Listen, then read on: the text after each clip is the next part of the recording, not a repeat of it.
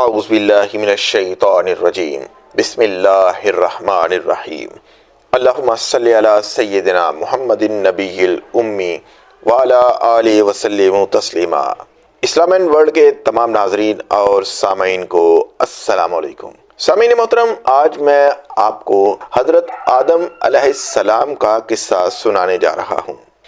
آسمان دنیا کی گہما گہمی کسی بڑی خبر کی نوید سنا رہی تھی۔ جوں جوں وقت گزرتا جا رہا تھا، تسبیح و تحلیل میں مصروف فرشتوں کے تجسس اور بے چینی میں اضافہ ہوتا جا رہا تھا۔ نظریں بیت المعمور پر تھیں اور کان اللہ کی پکار کے منتظر۔ بالآخر انتظار کی گھڑیاں ختم ہوئیں اور رب ذوالجلال کا حکم فضا میں بلند ہوا، میں زمین پر اپنا نائب بنانے والا ہوں۔ فرشتے اس فیصلے پر حیران تھے اور متعجب بھی۔ ان کا خیال تھا کہ جنات کی طرح یہ بھی زمین پر لڑائی جھگڑا اور فساد کریں گے۔ چنانچہ انہوں نے اس فیصلے کی حکمت معلوم کرنے کی غرض سے ڈرتے ڈرتے عرض کیا، اے ہمارے رب، ایسے شخص کو کیوں پیدا کرتا ہے جو زمین میں فساد کرے اور خون بہائے؟ اور ہم تیری تسبیح، حمد اور پاکیزگی بیان کرنے والے ہیں۔ اللہ تعالیٰ نے فرمایا، جو میں جانتا ہوں تم نہیں جانتے۔ اللہ تعالیٰ نے حضرت جبرائیل علیہ السلام کو حکم دیا کہ کرۂ ارض سے مٹی لے کر آؤ۔ اللہ تعالیٰ نے حضرت آدم علیہ السلام کو ایک مٹھی خاک سے پیدا فرمایا۔ یہ مٹی تمام روئے زمین سے حاصل کی گئی تھی۔ یہی وجہ ہے کہ حضرت آدم علیہ السلام کی نسل میں مختلف رنگ و زبان کے لوگ پائے جاتے ہیں۔ جب اللہ نے آدم علیہ السلام کو پیدا فرمایا اور ان میں روح پھونکی تو ان کو چھینک آئی، جس پر انہوں نے الحمدللہ کہا۔ یوں سب سے پہلے ان کے منہ سے اللہ کی حمد نکلی۔ اللہ تعالیٰ نے حضرت آدم علیہ السلام کو 4 عظیم مرتبے عطا فرمائے۔ نمبر 1، اپنے ہاتھ سے پیدا فرمایا۔ نمبر 2، روح پھونکی۔ نمبر 3، فرشتوں کو سجدہ کرنے کا حکم فرمایا۔ اور نمبر 4، اشیاء کے ناموں کے علم سے سرفراز فرمایا۔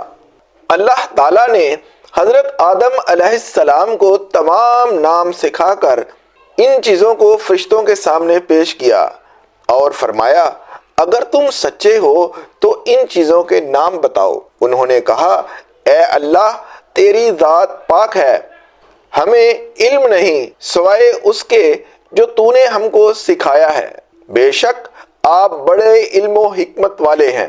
پھر اللہ نے حضرت آدم علیہ السلام کو حکم دیا کہ ان چیزوں کے نام بتا دو۔ انہوں نے ان سب چیزوں کے نام بتا دیے۔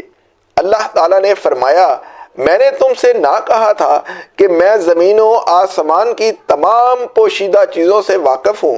میں ان باتوں کو بھی جانتا ہوں جن کو تم ظاہر کر دیتے ہو اور جن کو تم دل میں رکھتے ہو۔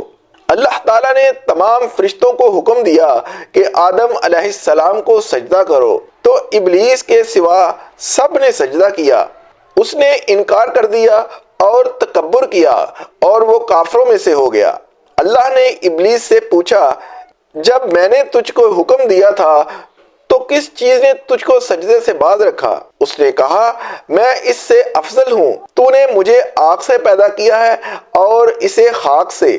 اللہ نے فرمایا، تو بہشت سے اتر جا، تجھے حق نہیں کہ تو یہاں رہ کر غرور کرے، پس نکل جا، بے شک تو ذلیلوں میں سے ہے۔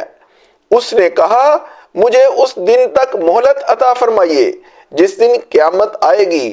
اللہ نے شیطان کو مہلت عطا فرما دی، تو اس نے کہا، اب میں تیرے بندوں کو قیامت تک بہکاؤں گا، آگے سے پیچھے، دائیں سے بائیں۔ اللہ نے فرمایا، جو لوگ تیری پیروی کریں گے میں تجھ سمیت ان سب سے جہنم بھر دوں گا۔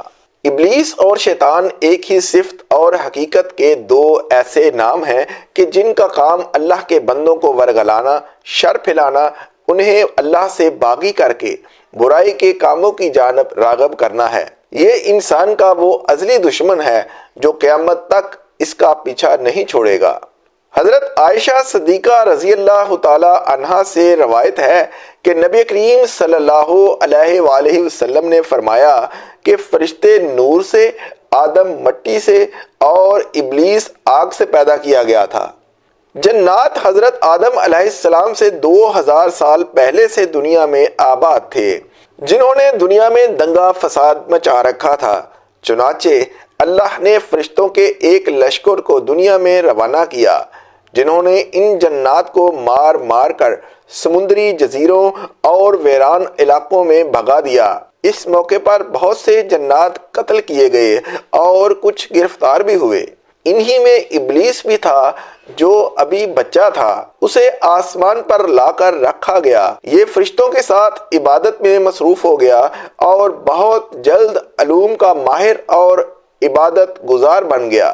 چنانچہ اسے آسمانوں میں معلم الملکوت کے نام سے پکارا جانے لگا۔ ابلیس آسمانوں میں فرشتوں کا سردار بن گیا تھا۔ ابلیس کا نام عزازیل تھا۔ سورۃ الکہف میں اللہ تعالیٰ نے فرمایا، ابلیس جنات میں سے تھا۔ شیطان آدمی کے جسم میں خون کی طرح سرایت کر جاتا ہے۔ بندے کا دل اس کا خاص ٹھکانہ ہے، تاہم شیطان کو اتنی قوت حاصل نہیں ہے کہ وہ انسان کو راہ حق سے زبردستی ہٹا سکے۔ یہ دوسری بات ہے کہ وہ لوگوں کے دلوں میں وسوسے اور برے خیالات ڈال کر انہیں برائی کی طرف راغب کرتا رہتا ہے، اور یہی بندوں کا امتحان ہے۔ یوں تو جنت میں تمام آسائشیں، نعمتیں موجود تھیں، لیکن اس کے باوجود حضرت آدم علیہ السلام تنہائی اور اجنبیت محسوس کرتے تھے۔ چنانچہ اللہ تعالیٰ نے ان کی تنہائی دور کرنے کا بندوبست فرماتے ہوئے حضرت حوا علیہ السلام کو پیدا کر دیا۔ حضرت حوا علیہ السلام کو حضرت آدم علیہ السلام کی بائیں طرف کی چھوٹی پسلی سے پیدا کیا گیا جبکہ وہ سو رہے تھے۔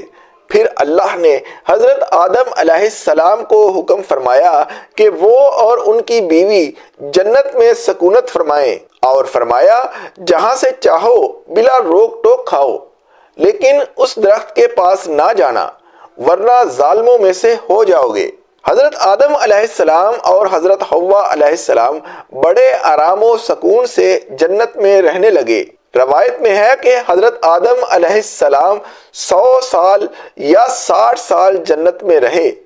اس عرصے میں دونوں پر جنت کے کسی بھی حصے میں جانے پر پابندی نہ تھی سوائے شجر ممنوعہ کے۔ شیطان اب ان دونوں کا کھلا دشمن تھا اور اپنی سزا کا بدلہ لینے کے لیے بے قرار تھا۔ اس کی شدید خواہش تھی کہ یہ اللہ کے حکم کی خلاف ورزی کرے۔ پھر شیطان نے ان دونوں کے دلوں میں وسوسہ ڈالا تاکہ ان کی شرمگاہیں جو ایک دوسرے سے پوشیدہ تھیں بے پردہ ہو جائیں۔ اس نے انہیں کہا، تمہارے رب نے تم دونوں کو اس درخت سے اس لیے منع فرمایا کہ کہیں یہ پھل کھا کر تم دونوں فرشتے نہ ہو جاؤ یا کہیں ہمیشہ زندہ رہنے والوں میں سے ہو جاؤ۔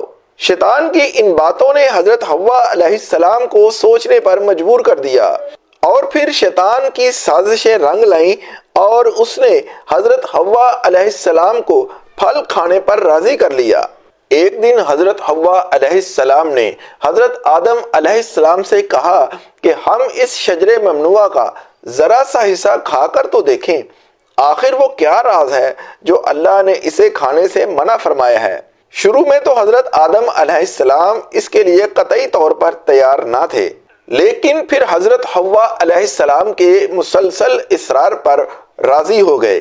ابھی ان دونوں نے پھل کو پورے طور پر چکھا بھی نہ تھا کہ ان کی سطرگاہیں ایک دوسرے پر عیاں ہو گئیں، جس پر دونوں بدحواسی اور پریشانی میں جنت کے درختوں کے پتے توڑ توڑ کر اپنا بدن چھپانے لگے۔ اللہ نے دونوں کو پکارا اور فرمایا، کیا میں نے تم کو منع نہیں کیا تھا کہ اس درخت کا پھل نہ کھانا اور شیطان کے ورگلانے میں نہ آنا؟ یہ تمہارا کھلا دشمن ہے۔ دونوں نے جب اللہ کی پکار سنی تو مارے خوف الہی کے کانپ اٹھے۔ نہایت لاچارگی اور عاجزی سے اپنی خطا پر نادم و شرمندہ ہوتے ہوئے بارگاہ خداوندی میں عرض کیا، اے ہمارے رب، ہم دونوں سے بہت بڑی غلطی ہو گئی ہے۔ اب اگر آپ نے ہم پر رحم و کرم نہ کیا اور معاف نہ فرمایا تو ہم تباہ و برباد ہو جائیں گے۔ حق تعالیٰ نے فرمایا کہ اگر تم دونوں ایک خاص مدت تک زمین ہی پر رہو گے جہاں تم ایک دوسرے کے دشمن ہوگے اور وہاں ہی مرنا ہے اور اسی میں پھر سے پیدا ہونا ہے۔ چنانچہ دونوں کو زمین کی طرف روانہ کر دیا گیا۔ روایت میں ہے کہ حضرت آدم علیہ السلام کو ہند، حضرت حوا علیہ السلام کو جدہ اور ابلیس کو بصرہ سے چند میل کے فاصلے پر مستیمان کے مقام پر اتارا گیا۔ جب حضرت آدم علیہ السلام جنت سے ہند میں اترے تو ان کے پاس حجر اسود تھا اور جنت کے درختوں کے پتوں کی ایک مٹھی بھی تھی۔ پھر حضرت آدم علیہ السلام نے ان پتوں کو زمین پر پھیلا دیا اور یہ خوشبودار درخت ان پتوں ہی کی پیداوار ہیں۔ حضرت جبرائیل علیہ السلام حضرت آدم علیہ السلام کے پاس آئے اور گندم کے 7 دانے ساتھ لائے۔ حضرت آدم علیہ السلام نے پوچھا، یہ کیا ہے؟ عرض کیا، یہ اس درخت کا پھل ہے جس سے آپ کو روکا گیا تھا لیکن آپ نے تناول کر لیا تھا۔ عرض کیا، تو اب میں اس کا کیا کروں؟ عرض کیا، ان کو زمین میں بو دیجئے۔ حضرت آدم علیہ السلام نے بو دیے اور وہ دانے وزن میں ان دنیا کے دانوں سے لاکھ درجے زیادہ تھے۔ وہ دانے اگے، حضرت آدم علیہ السلام نے فصل کاٹی، پھر دانوں کو بھوسی سے جدا کیا، پھر صفائی کی، اسے پیس کر آٹا گوندا اور روٹی پکائی۔ اس طرح محنت و مشقت کے بعد اسے کھایا۔ حضرت آدم علیہ السلام زمین پر آنے کے بعد نہایت شرمسار اور افسردہ تھے۔ پھر حضرت حوا علیہ السلام سے علیحدگی نے بھی سخت پریشانی میں مبتلا کر دیا تھا۔ آپ ایک طویل عرصے تک اللہ کے حضور گڑ گڑاتے، فریاد کرتے اور آنسو بہاتے رہے، یہاں تک کہ اللہ تعالیٰ کو ان کی اس گریہ وزاری پر رحم آ گیا اور پھر ایک دن حضرت جبرائیل علیہ السلام نے حضرت آدم علیہ السلام کے پاس آ کر انہیں اللہ کی جانب سے معافی کی نوید سنائی۔ حضرت آدم علیہ السلام خوشی سے سرشار بارگاہ خداوندی میں سر بسجود ہو کر شکر بجا لائے۔ پھر حضرت جبرائیل علیہ السلام انہیں لے کر مکہ آئے، جہاں حضرت آدم علیہ السلام نے کعبہ شریف کی بنیاد رکھی اور حجر اسود کو کعبہ کی دیوار پر نصب فرمایا، پھر اس کے گرد طواف کیا۔ طواف سے فارغ ہو کر حضرت جبرائیل علیہ السلام انہیں جبل عرفات پر لے گئے، جہاں حضرت حوا علیہ السلام تشریف فرما تھی، لیکن طویل عرصے کی جدائی اور حالات نے بہت سے جسمانی تغیرات پیدا کر دیے تھے، چنانچہ دونوں ایک دوسرے کو پہچان نہ پائے، جس پر حضرت جبرائیل علیہ السلام نے دونوں کا تعارف کروایا۔ حضرت آدم علیہ السلام اور حضرت حوا علیہ السلام کی ملاقات کے بعد اللہ نے انہیں اولاد کثیر سے نوازا۔ حضرت حوا علیہ السلام جب امید سے ہوتی تو ایک لڑکا اور ایک لڑکی پیدا ہوتے، جب دوبارہ امید سے ہوتی تو پھر ایک لڑکا اور ایک لڑکی ہوتے۔ پہلے والے لڑکے کی شادی دوسری مرتبہ والی لڑکی سے اور دوسرے والے لڑکے کی پہلی والی لڑکی سے شادی کر دی جاتی۔ چنانچہ پہلی مرتبہ قابیل اور ان کی بہن اقلیمیہ پیدا ہوئی، دوسری مرتبہ حابیل اور ان کی بہن یہودا پیدا ہوئی۔ حضرت آدم علیہ السلام نے اقلیمیہ کی شادی حابیل سے اور یہودا کی شادی قابیل سے کرنا چاہی، مگر قابیل نے یہودا سے شادی سے انکار کر دیا۔ وہ اقلیمیہ سے شادی کرنا چاہتا تھا کیونکہ وہ یہودا سے زیادہ خوبصورت تھی۔ حضرت آدم علیہ السلام نے ہر چند سمجھایا لیکن وہ باضد رہا۔ آخر حضرت آدم علیہ السلام نے دونوں بیٹوں سے فرمایا کہ تم دونوں اپنی قربانی کوہ صفا پر لے جاؤ، اللہ کے حکم سے آسمان سے آگ آئے گی جو حق کا فیصلہ کر دے گی۔ دونوں اپنی قربانیوں کو لے کر جبل صفا پہنچے۔ چونکہ حابیل حق پر تھا اس لیے اس کی قربانی قبول کر لی گئی۔ اس پر قابیل حابیل کا جانی دشمن ہو گیا اور پھر ایک دن اس نے حابیل کو قتل کر ڈالا۔ حابیل کے قتل کے بعد قابیل کو یہ فکر لاحق ہو گئی کہ اس کی لاش کیسے چھپائے۔ وہ لاش کو کندھوں پر رکھ کر مارا مارا پھرتا رہا۔ آخرکار اللہ نے ایک کوے کے ذریعے اسے بھائی کی لاش دفنانے کا طریقہ سکھایا۔ پھر اللہ نے ایک کوے کو بھیجا جو زمین کھودنے لگا تاکہ اسے بتائے کہ بھائی کی لاش کو کیسے چھپائے۔ کہنے لگا کہ افسوس میری حالت پر، کیا میں اس سے بھی گیا گزرا ہوں کہ اس کوے کے برابر ہوتا اور اپنے بھائی کی لاش کو چھپا دیتا۔